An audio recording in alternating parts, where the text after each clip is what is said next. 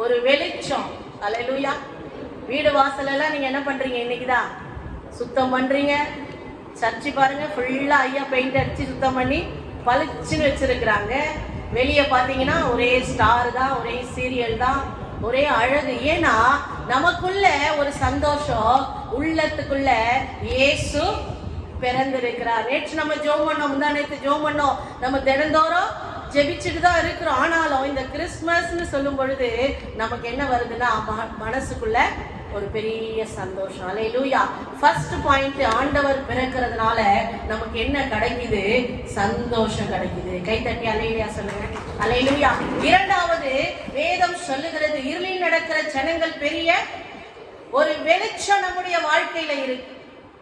ரெண்டாவது என்ன கிடைக்குது? ஃபர்ஸ்ட் என்ன சொன்னேன்? சந்தோஷம் கிடைக்குது கிறிஸ்து பிறப்பு நிமித்தம். இரண்டாவது, நம்முடைய வாழ்க்கையில ஒரு வெளிச்சம். இருள் என்கிறது மாறி ஒரு வெளிச்சத்தை கர்த்தர் உதிக்கிறார். ஹல்லேலூயா. மூன்றாவது, நம்முடைய சரீரத்திற்கும் சரி நம்முடைய வாழ்க்கைக்கும் சரி இயேசு பிறக்கிறதுனால ஒரு ரட்சிப்பு நமக்கு கிடைத்திருக்கிறது. கைத்தட்டி அல்லேலூயா சொல்லுங்க. அல்லேலூயா. 6ஆம் வசனம் சொல்லுகிறது, நமக்கு ஒரு பாலகன் பிறந்தார். இப்ப என் வீட்டுல ஒரு குழந்தை பிறக்குதுன்னா அது யாருக்கு சொந்தம்? நீங்க வரலாம், பார்க்கலாம், தொடலாம், கொஞ்சலாம், ட்ரெஸ் வாங்கி போடலாம், அவ்வளவுதான் உங்களுடைய உரிமை. ஆனா அதை தூக்கிட்டு போறதுக்கு உங்களுக்கு உரிமை. நான் சொல்லுவேன், அம்மா 10 மாசம் நான் சுமந்து பெத்து இருக்கிறேன், என் கிதியோனை கிட்ட கொடுங்கம்மான்னு சொல்லுவேங்க. கிதியோனை அழகா இருக்கிறான், புசு புசுன்னு இருக்கிறான், ஆண்டி நான் ஒரு 10 நாள் கொண்டு போய் வச்சிருக்கிறேன். நான் என்ன சொல்லுவேன்?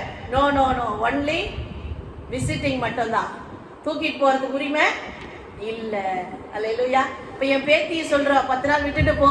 அவங்க அப்பா சொல்ற நோ நோ நோ, 2 நாள் பாக்குறீங்களா, கொஞ்சுறீங்களா, அதோட அவ்வளவுதான். நாங்க என்ன பண்ணிடுவோம்? எங்க குழந்தைய கூட்டிட்டு போயிடுவோம். ஏன்? அப்பா அம்மாக்கு முதல் உரிமை அந்த குழந்தை இடத்துல. ஆமென் சொல்லுங்க.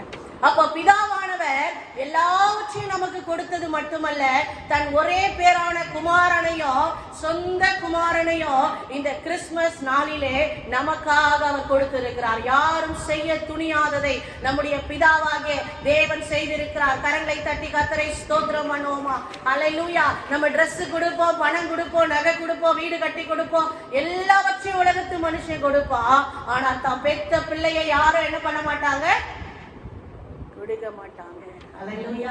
ஆனா என் பிதாவானவர் தன் ஒரே குமாரனாகிய இயேசு கிறிஸ்துவை இந்த பூமிக்கு கொடுத்து இவ்வளவாய் அன்பு வைத்தார். கைத்தட்டி அல்லேலூயா சொல்லுங்க.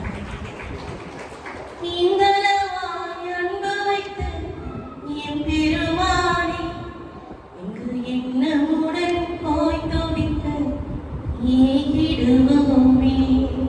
அப்ப ஆண்டவர் பாருங்க, நான் பிள்ளையவே இந்த உலகத்துக்காக கொடுத்துட்டேன். கிறிஸ்துமஸ் சொன்னா நம்ம பிரியாணி செஞ்சு சாப்பிட்டு நம்ம சந்தோஷமா இருக்கிறது கிறிஸ்துமஸ் இல்ல. எத்தனை பேர் ஆமென் சொல்றீங்க? ஒத்துக்கிறீங்களா இல்லையா?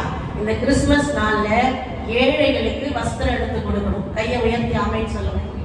சிஸ்டர், எங்களுக்கே வஸ்திரம் இல்லை சிஸ்டர், நாங்களே பழைய பட்டு புடவை அயன் பண்ணி கட்டிட்டு வந்திருக்கிறோம். அல்லேலூயா சொல்லுங்க. அல்லேலூயா. நானே ஒரு 4 வருஷத்துக்கு முன்னாடி இருக்கிற புடவையை அயன் பண்ணி பளிச்சுன்னு கட்டிட்டு வந்திருக்கேன். எனக்கே இல்லை, நான் எப்படி ஏழைகளுக்கு கொடுக்குறேன்? அல்லேலூயா. கொடுக்கிற இருதயம் தான் முக்கியம். நீ கொடுக்கிற விலையோ, நீ கொடுக்கிற பணமோ, நீ கொடுக்கறது பெருசோ கிடையாது. ஒரு 10 ரூபாய் கேக் வாங்கி உங்க தெருவில் இருக்கிற ஒரு 10 பேருக்கு கொடுங்க. அல்லேலூயா சொல்லுங்க. 100 ரூபாய் உங்களால ஏசப்பாவுக்காக செலவு பண்ண முடியாதா? முடியுமா? முடியாதா? இன்னைக்கு நீங்க போகும்போது கடையில நின்று ஒரு 25 பீஸ் கேக் வாங்கி போய் உங்க கூட ஒர்க் பண்றவங்க, உங்க வீட்டு பக்கத்துல இருக்கிறவங்க, உங்க ஃப்ரெண்ட்ஸுங்களுக்கு கொடுக்கணும். அல்லேலூயா சொல்லுங்க. இன்னைக்கு நீங்க 2 டம்ளர் அரிசி போடுறது ஒரு 10 டம்ளர் அரிசியா போட்டு நல்ல பிரியாணியை செஞ்சு கிளறி உங்க வீட்டு பக்கத்துல என்ன பண்ணணும்? இயேசு பிறந்திருக்கிறார். அவங்களுக்கு தெரியாது. சும்மா ஹாப்பி கிறிஸ்துமஸ் கையை மட்டும் கொடுக்காதீங்க. அல்லேலூயா. இந்த சிறியவரில் நீ எதை செய்கிறாயோ அது எனக்கே செய்கிறேன். ஆமென் சொல்லுங்க. போன வாரம் நான் போன மாசத்துல ஒரு நாள் செய்தி கொடுத்தேன். ஒரு சிஸ்டர் புதுசா வந்திருந்தாங்க, காரைக்குடிய தஞ்சாவூர்ல இருந்து வந்திருந்தாங்க. அப்போ இந்த பிரசங்கத்தை நான் சொல்றேன், ஏழைகளுக்கு நீங்க கொடுங்க. அப்போ அவங்க ஊருக்கு போயிட்டு அவங்க எப்பவுமே அவ்வளோ எதுவும் செஞ்சதே இல்லையா யாருக்கும். அவங்களுக்கு இந்த வார்த்தை பேசிச்சா, இந்த கிறிஸ்துமஸுக்கு நம்ம என்ன பண்ணணும்?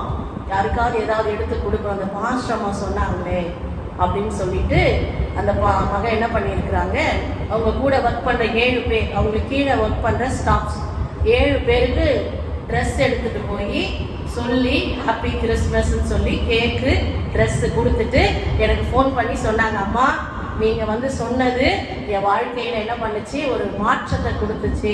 நான் இது வரைக்கும் என்ன பண்ணதில்லை, கிறிஸ்மஸ் நாளில் எதுவுமே கொடுத்ததில்லை. ஆனால் இந்த முறை நான் என் கூட ஒர்க் பண்ணுறவங்களுக்கு நான் ட்ரெஸ் எடுத்து கொடுத்துருக்குறேன்.